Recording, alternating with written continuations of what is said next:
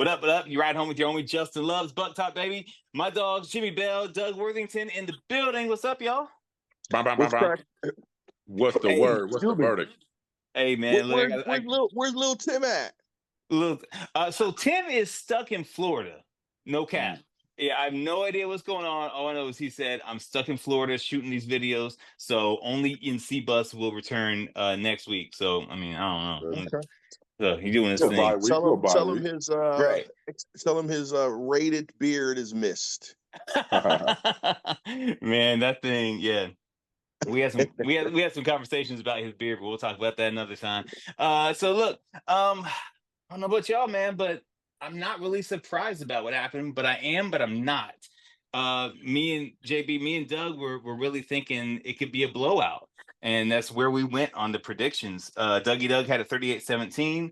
I had it 42. Yeah, 42. And we both had it 40, and then I had 42-17. So of course, final score 32-31 Ducks. Man, let's just deep dive, man. JB, your thoughts? Yeah, I'm definitely the smartest of us three That's stooges for funny. sure. That's funny. But let's be clear, we were all stooges in the thing. Again, I try to be I'm a fanboy, but I try to be Right. honest about it. Whenever you deal with a team with athletes, and that's where I was coming from when really diving into my score. I didn't think it would be a blowout by any means. Okay. I did believe we had convincing enough talent to literally win the game, and whatever that looked like. So, for instance, we had enough dominating talent to even win it by that field goal. Does that make sense? Like they played Right. their best game, coaching, everything. They played their best game. Well, we didn't. And we were still dominating enough to win that game. So it didn't surprise me that their athletes made plays. Probably more how they did it. I'd probably say more frustrated than anything. Mm. I'll give you an example. I'm a huge Slick Nickety fan, bro. Like I don't know why Ohio State fans have made that a rivalry of ours. It's not a rivalry of ours. We've only played them once or twice. But the reason why I love Slick Nick and his consistency is he created such a consistent program that unless you knew who their guys were and you followed football like that, Alabama would literally look the same every single year. Right. Every year. Look the same. No matter who they had or who they didn't have, they would generally play the same. They would lose a game every year for the most part. It would be because another team played their best game or their most, it'd be Mississippi State or something. They'd be, Right. but they're fighting for their lives. I need us to get to where, at least I would love for us to be. That may not be our path, but I would love to see us play and take responsibility for the fullness of our talent. And we didn't do that. It's one thing to not play well. It's one thing to not even be coached well. But if you just put those two teams on the field and don't know anything about them, you would not even consider that on paper they were better. You know what I'm saying? That we were better than them. Jimmy, And that was a little bit of the challenge that I have. Yeah, I agree. And you talk a little bit about that swag of the defense, bro. Their swag meter was like on empty. I felt at Oregon. Doug, what are your thoughts, man? So I'm right with Big Jimmie Bell. But if you told me that they will have 500 yards of total offense and that we would just lose by less than a field goal, right? I would still think that we had a prolific offensive game. I did not see our defense laying that big of an egg. Seeing what they were able to prove, Tyler Williams coming back, our guy Sonny Styles looking like he was coming to his own when it comes down to that linebacker position. You had Downs obviously looking like the best player on either side of the ball.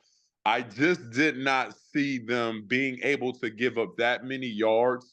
Now, granted, Oregon is known for speedsters. Oregon is always a top 5 recruiting school, and they're only going to get better with the likeness of unlimited NIL and the fact that they have obviously Phil Knight and they're in Eugene. They get the best of the best. But I did not see our Silver Bullets, the defense, going in there and just getting burnt and getting manhandled at times. So when it came down to that 31, 32, 17 prediction, and us losing 32 to 31 or whatever it was, again, 14 points out of 500 yards offense. I still thought our offense played lights out. They kept us in the game. They did some really good things. The legend lives on with Jeremiah Smith getting his 6th touchdown of the season. Right. So there was some good highlights. Travion Henderson looked explosive, did some real good things on the field. The offensive line of ours kind of held their own. Granted, Oregon was missing their best pass rusher, but they still was getting all the time when it came down to throwing the ball where we needed. We were out-coached. We were the referees had some questionable calls. I do not like that Jeremiah Smith pass interference. But like Jimmie Bell said, we were in the game, in the thick of things when it mattered, and we came up short. He talked about the illustrious Nick Saban and the good old Crimson Tide. Right after the game, Nick Saban mentioned the fact that 2 of his 7 national champions were undefeated. So it is rare to have a team go undefeated in today's game. I thought if we got over the hump of Oregon, we kind of righted our own ship all the way to the playoffs. But again, I feel that we will see Oregon again to redeem ourselves, but I am still butthurt. It was a hard game. I didn't really want to talk after that, and we got a whole week to just kind of marinate on this madness. So we need some help as Buckeye fans. Yeah. And Jimmy, you posed the question a couple weeks ago. Is Will Howard worth the money? And I think this past week was a really good test of that, man. I mean, everybody has their own perspective about that last play and that slide. What are your thoughts on how the whole game ended? Now, remember, I was very clear in my question. Sometimes we talk.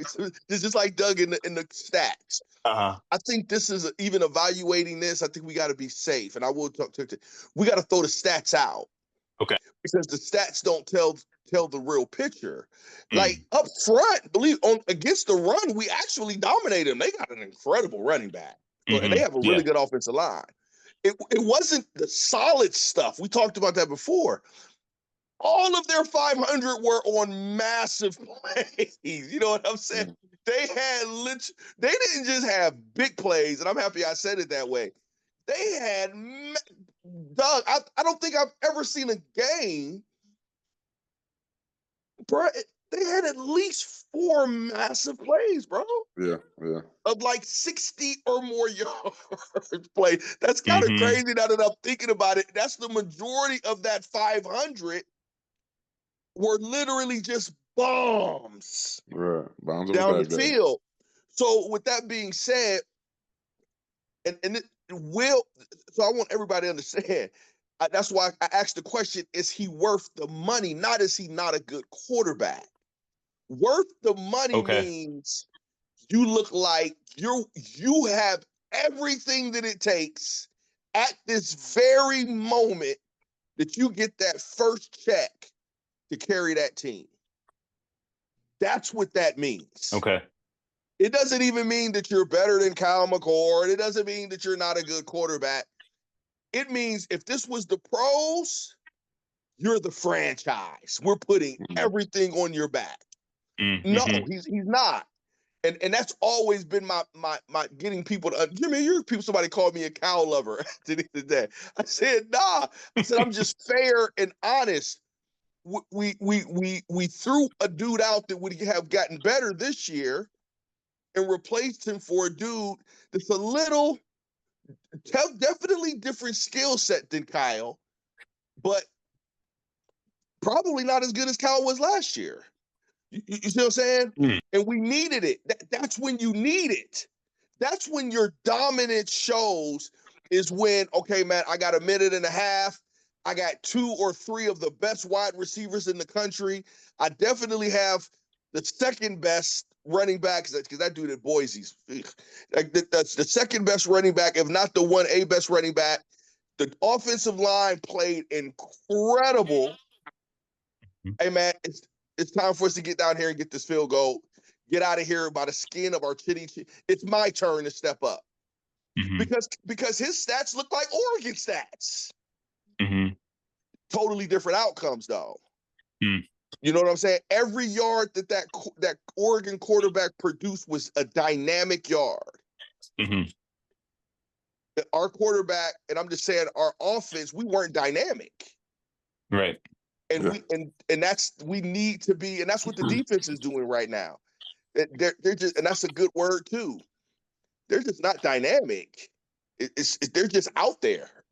I don't know, what are your guys' thoughts? No.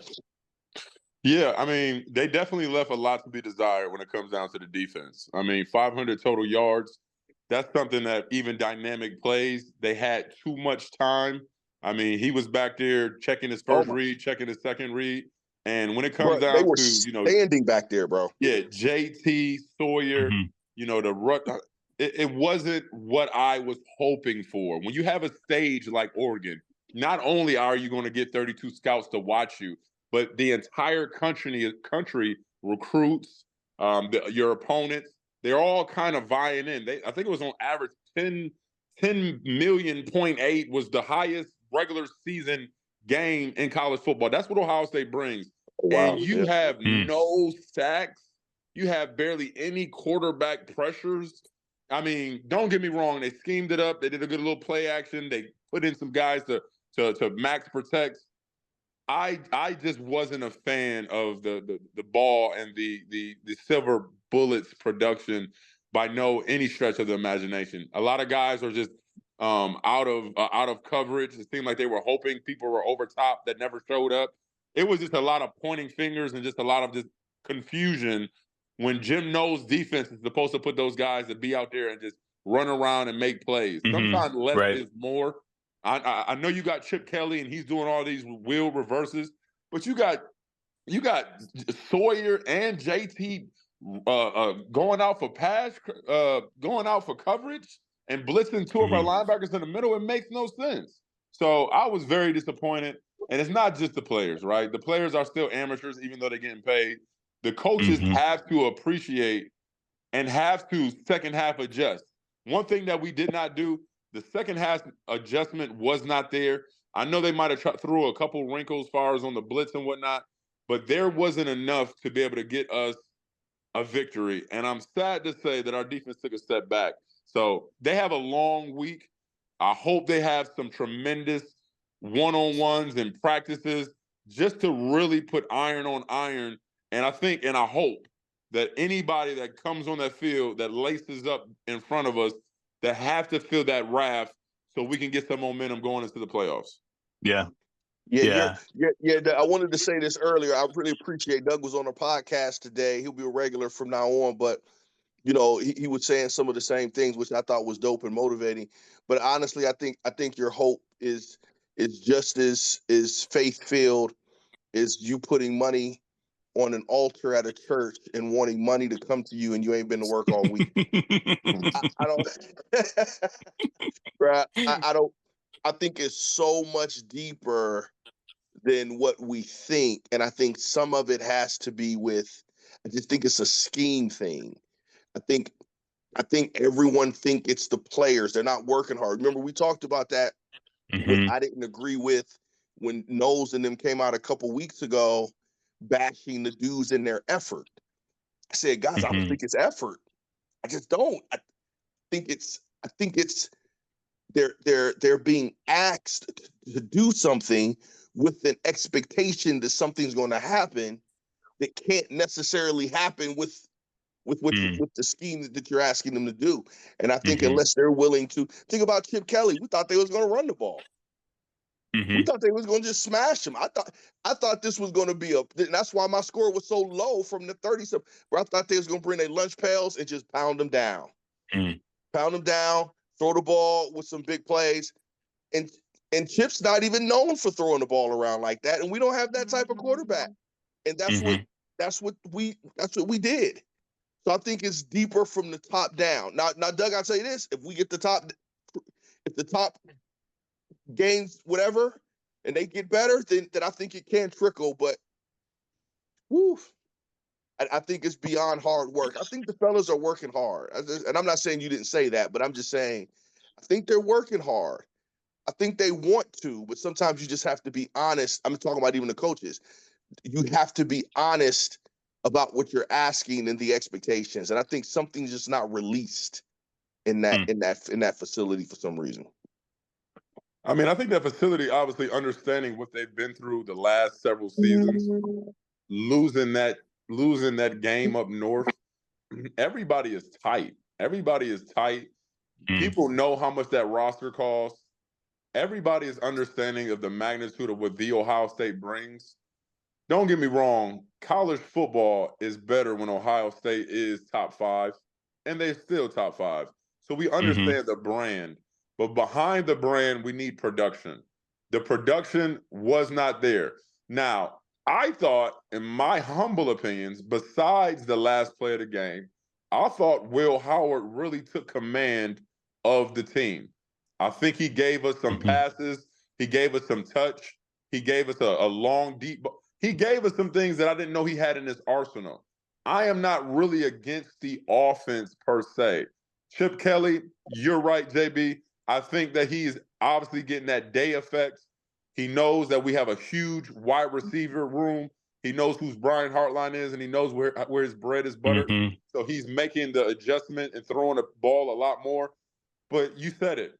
That was supposed to be a ground and pound. My guys are bigger than yours. I'm going to take a little bit more of this clock. I'm going to control what I control, and I'm going to give you the scraps. They tried, and they did, for the most part, did okay with going back and forth with Oregon. But then we go to the last play of the game.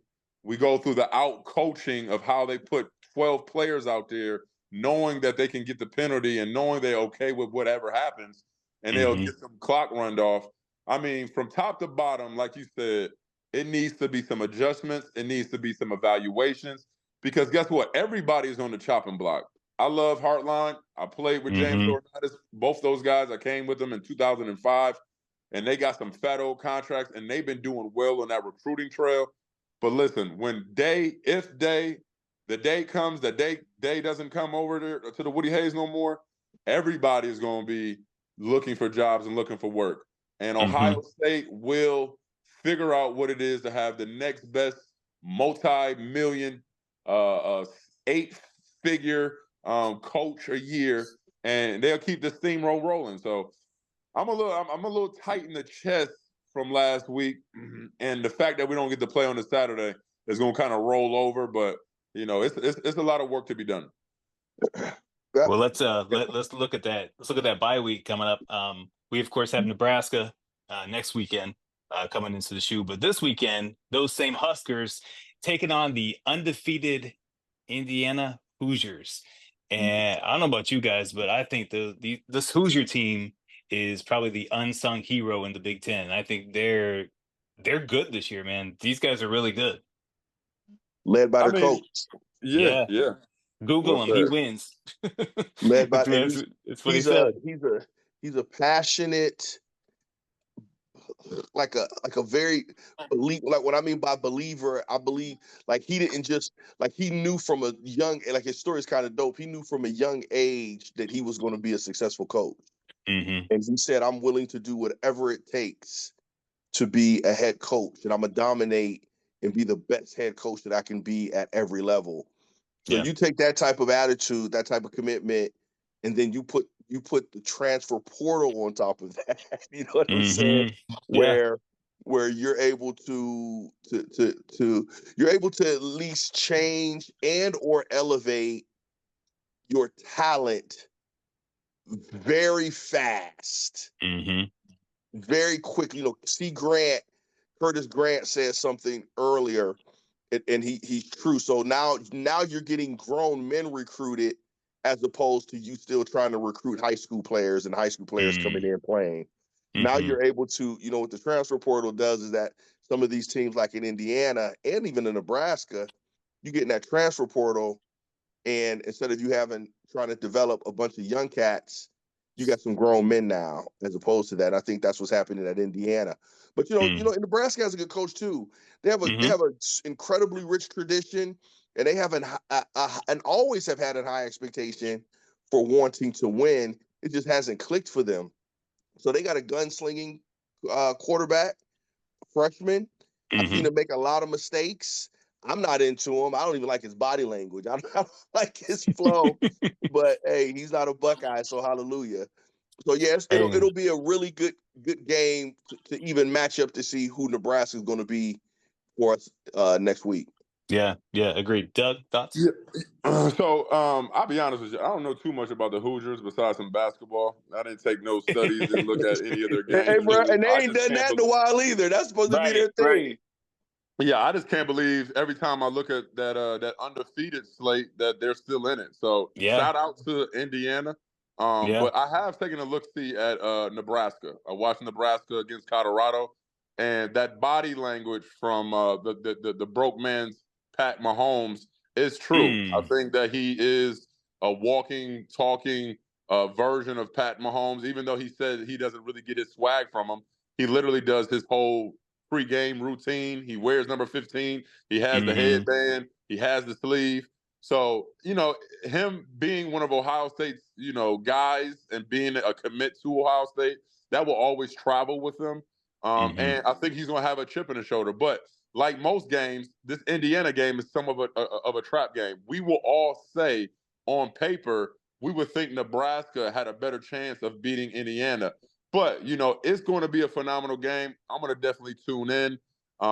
Indiana coming with a great running back, and they're playing behind a good, solid offensive line. And as JB said, that transfer portal is a good equalizer.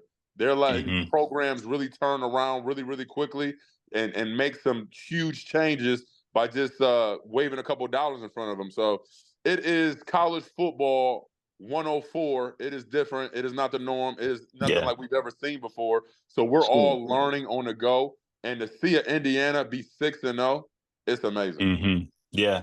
Well, and it's something, that being said, with just them being 6-0, I mean, we'll see what they got this weekend, but that's the game before the game against that team up north this year. That's our game before we play, the Maize and Blue. So that's going to be really, really interesting. So that gives us something to do during bye week. Aside from that, what do y'all got going on this weekend? I mean, I'm definitely going to tune into that Texas versus Georgia game. I mean, I can't see Georgia going down and having 2 losses. That will almost essentially knock them out the playoff hunt. Texas, they haven't been beating teams like they've been beating teams since, I think, 1968. Every victory by plus 15 points. You got the Ewers, an old Buckeye as well, coming back. So it's exciting. College football is really rich. There's a lot of storylines. And I think this is obviously going to catch the eyes this weekend. So I'm excited to sit back, not really be too troubled about, caring too much about my Buckeyes and just being a fan. JB? I'm just relaxing. I'm a relax. I generally use my Saturday as my Sabbath. So I may let my body do some mental and soulful and spiritual recouping.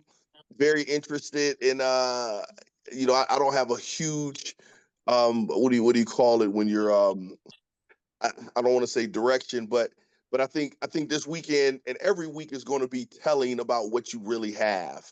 Again, there's a lot of teams we don't, we can say we know, but we really don't know what the portal has done for some of these teams. We don't know what these offensive lines and these things do. Texas look high flying because they look high flying, but you know what? Texas has always been high flying.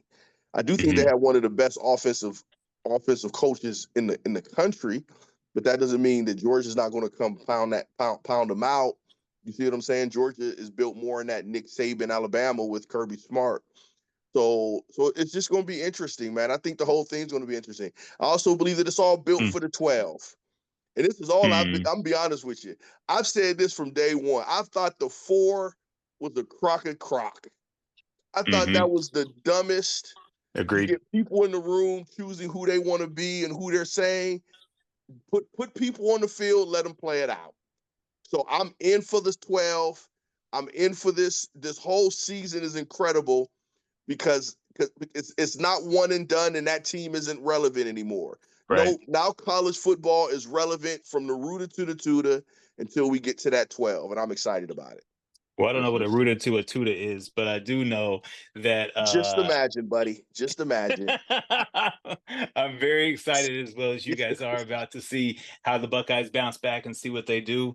I also love the fact that it's not over. You know, it's not over for us. And I don't know. Part of me is kind of not too mad that they lost because I think it was a reality check for the guys too. So I don't know. We'll see. No, I'm pissed. We don't, you know that reality shit is oops. That reality stuff is overrated. Wait, why do you say that though? Because I mean, I feel like it's like Doug and we've talked about many times. Buckeye fans are very, you know, we have our own privilege. It seems like and entitled. Entitled. That's what I'm looking for. Thank you. But Buckeye fans ain't playing. So the team doesn't have to go. But through does the team check just feel the same you're way? Delusional. But you're does the team feel the same way? Now I got to go through a reality check. Okay, but in my delusion, do the guys feel the same way though? No, because we haven't shown anything negative. Does that make sense? We haven't shown pompousness. We haven't shown arrogance and ego. Okay. You see what I'm saying? Yeah. We haven't shown those things. We've actually dominated this year. We've literally dominated. We're just upset based upon, you know what I'm saying? There was nothing coming into this game that we were like, hey man, you better get your stuff together or you're gonna get not in my opinion. Okay. I thought we looked solid. You know what I'm saying? Would I like something else? But that's my opinion. But we've looked solid. Now I think we got in the game and we seen that. Listen, man, if y'all now I think if we do got some stuff to work on. Or check it out. We just may not be as good as we thought. That's not that. You see what I'm saying? We just may not be as good as we thought, and we got to eat that. Yeah. No, I mean, again, I was with you. I was with you all the way to that. When it comes down to obviously the entitlement of the Buckeye fans, and we having a whole week to kind of like marinate on this loss, you know, I just hope, and it's kind of how it always goes. You know, Oregon coming off that's such a high of a win. They actually play tomorrow, 8:00 against Purdue. So I just want Oregon to keep that same energy and almost go undefeated and do whatever, and let's meet back in Indiana for the Big Ten championship. Okay. But you know, when it comes down to it, I also disagree with JB when it comes down to, you know, the fact that this doesn't really marinate or doesn't fuel our fire in a different way. You know, when you have a win and you have a lot of things to make up, that is always good. But when you have a loss and it's a loss where everybody has to be held accountable, and I think in this particular manner, you know, you got out coached. You know, there was wrinkles that was put in crunch times of the game and the end of the first half, and obviously the last couple plays of the game that you're going to have to be held accountable for. So from top to bottom, when it comes down to even these practices, JB will tell you when we didn't have bye weeks per se, but even going back to bowl practice, those first week and a half, 2 weeks of bowl practice before we really got out to the destination were crucial, were hard work, we're back in camp, we're mano y mano. Who is better than who? Let's stay healthy, let's stay off the ground, but let's make sure that we're iron sharpens iron. So I hope that they're getting in each other's face. I hope that they're raising that level of intensity and just walking around the facility with just a little bit more gumption and just attitude. Because at the end of the day, I'm happy that they've cut out all the little dancing and antics before the game, but they're still a fun-loving bunch. They don't really strike the fear as I think they should with the roster that they have. So I hope after this this weekend of just chilling, been put on ice, that they get their stuff together and they walk out with that swagger against Nebraska and really just start putting people away immediately. That second half stuff, it has to go out. I don't want to go back and look at it and be like, still say we're second half team this second half of the season. Because if we look like that, then we'll get upset again before we even get to the playoffs. So we got a little bit of learning, a little bit growing to do. And I think they should and would, because obviously we know what position Ryan Day is. He says he's not worried about his job. He says he's not thinking that last game was the wake-up call. But we all know at the end of the day, if you're not producing the way that we need you to, we're going to have to find somebody else. Nothing against you. We hope you find another job. But this is the Ohio State University. We are championship or bust, especially we're Big Ten championship or bust. And now Oregon is over here.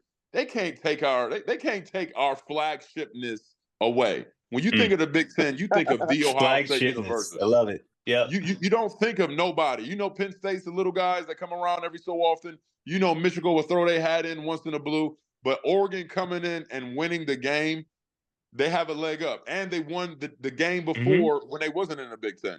So let's get it together.